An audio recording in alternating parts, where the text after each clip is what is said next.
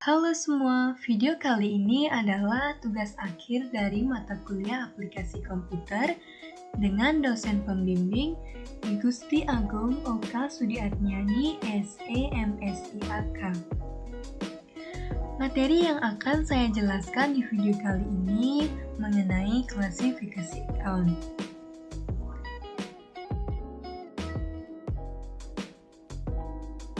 Sebelum itu, izinkan saya untuk memperkenalkan diri.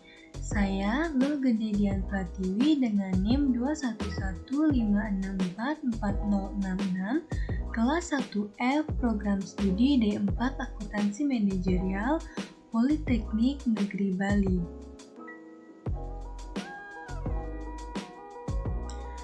Materi yang akan saya paparkan di video kali ini yang pertama mengenai pengertian klasifikasi, yang kedua penggolongan account, yang ketiga bagian dari masing-masing account, dan yang terakhir adalah kesimpulan.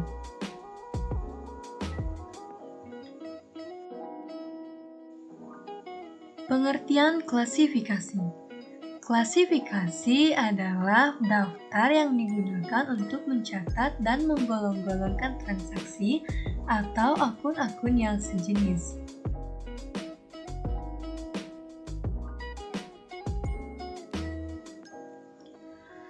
Secara umum, akun dapat dibedakan menjadi dua kelompok, yaitu akun real dan akun nominal. Akun real adalah akun yang dilaporkan dalam neraca, saldo akan terbawa dari satu periode ke periode berikutnya. Sedangkan akun nominal adalah akun yang disajikan dalam laporan keuangan.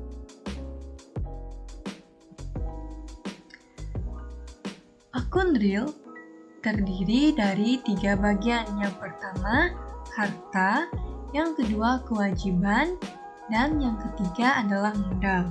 Sedangkan akun nominal terdiri dari dua bagian, yaitu pendapatan dan beban. 5 jenis penggolongan akun. Yang pertama ada harta lancar atau yang sering disebut dengan aset. Aset merupakan jumlah kekayaan yang dimiliki perusahaan untuk menjalankan usahanya. Yang kedua, ada kewajiban atau yang sering disebut dengan liabilitas, yaitu pengorbanan ekonomis yang harus dilakukan oleh perusahaan pada masa yang akan datang sebagai akibat kegiatan usaha. Yang ketiga, modal atau ekuitas, merupakan selisih antara harta dan kewajiban dan merupakan hak pemilik perusahaan atas sebagian harta perusahaan. Yang keempat, ada pendapatan atau revenue. Pendapatan merupakan hasil atau penghasilan yang diperoleh perusahaan. Dan yang terakhir adalah beban atau expense. Beban merupakan pengorbanan yang terjadi selama melaksanakan kegiatan usaha untuk memperoleh pendapatan. Nah, apa saja sih bagian dari penggolongan akun tersebut? Yang pertama ada harta. Harta dapat dikelompokkan atas kelancaran atau likuiditas, yaitu ada harta lancar, dan yang kedua ada harta tetap, dan yang terakhir adalah harta tak berwujud.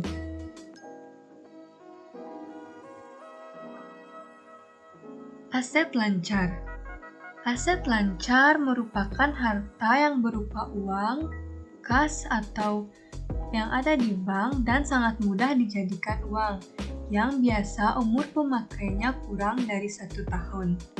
Adapun bagian-bagian dari harta lancar, yang pertama adalah kas, yang kedua ada wesel tagih, yang ketiga ada piutang, yang keempat persediaan barang dagangan, yang kelima, perlengkapan, dan yang terakhir ada beban dibayar di muka.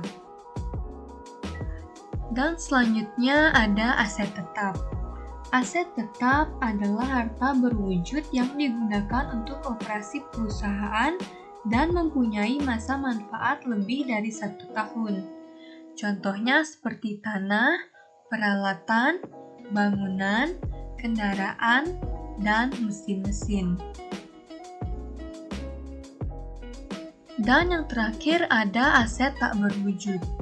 Aset tak berwujud adalah harta yang tidak mempunyai wujud fisik, tetapi merupakan hak-hak istimewa yang menguntungkan perusahaan dalam menghasilkan pendapatan. Contohnya adalah hak paten. Hak paten yaitu hak karena menciptakan sesuatu yang diberikan oleh pemerintah kepada perusahaan. Misalnya hak cipta lagu goodwill, yaitu nama baik perusahaan yang melekat pada perusahaan itu sendiri. Dan yang kedua ada hak cipta, yaitu hak istimewa atas suatu barang yang diberikan oleh perusahaan kepada perusahaan. Berikutnya ada kewajiban. Kewajiban terdiri dari utang lancar dan utang jangka panjang.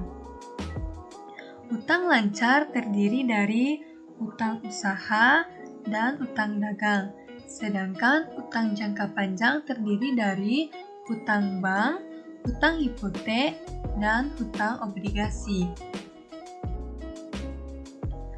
Yang ketiga ada modal.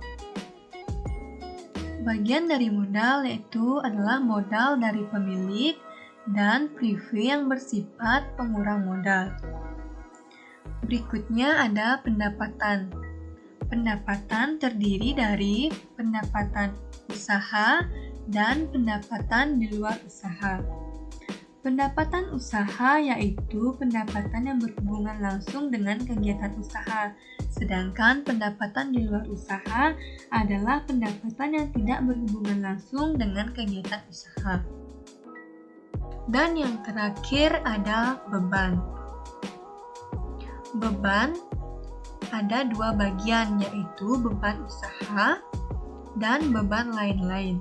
Beban usaha yaitu pengorbanan yang langsung berhubungan dengan kegiatan usaha, sedangkan beban lain-lain yaitu pengorbanan yang tidak langsung berhubungan dengan kegiatan pokok usaha. Misalnya, beban bunga yang dibayar oleh perusahaan pada saat tertentu atas pinjaman yang diperoleh dari bank.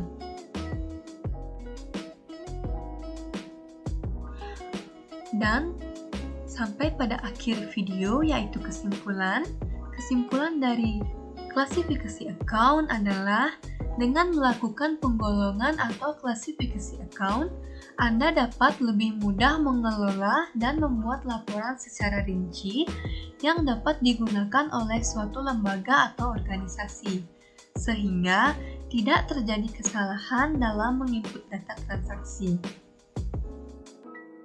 Sekian pemaparan materi mengenai klasifikasi account dari saya. Apabila terdapat salah kata, mohon dimaafkan. Akhir kata, saya ucapkan terima kasih.